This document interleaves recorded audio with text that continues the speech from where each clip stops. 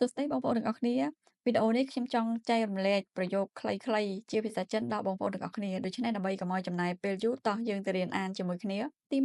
1病人需要多休息病人需要多休息យើងប្រែថាអ្នកជំងឺត្រូវការសម្រាកបន្ថែមទី2我要买一张车票我要买一张车票ខ្ញុំចង់ទិញសំបុត្រឡានមួយ我要买一张车票ខ្ញុំចង់ទិញសំបុត្រឡានមួយទី3我常常做饭我常常做饭ខ្ញុំធ្វើម្ហូបជាញឹកញាប់我常常做饭ខ្ញុំធ្វើម្ហូបជាញឹកញាប់ទី4他喜欢唱中文歌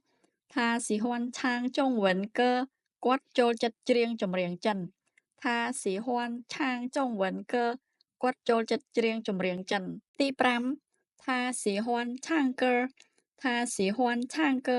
នាងចូលចិត្តច្រៀង他喜欢唱歌នាងចូលចិត្តច្រៀងទី6我每天喝茶我每天喝茶ខ្ញុំផឹកតែរាល់ថ្ងៃ我每天喝茶ខ្ញុំផឹកតែរាល់ថ្ងៃទី7我的车坏了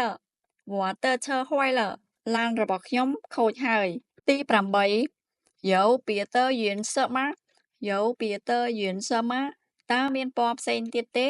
有别的颜色吗តើមានពណ៌ផ្សេងទៀតទេទី9你的答案不会你的答案不会ចម្លើយរបស់អ្នកមិនត្រូវទេ你的答案不会ចម្លើយរបស់អ្នកមិនត្រូវទេទី10我的房子不大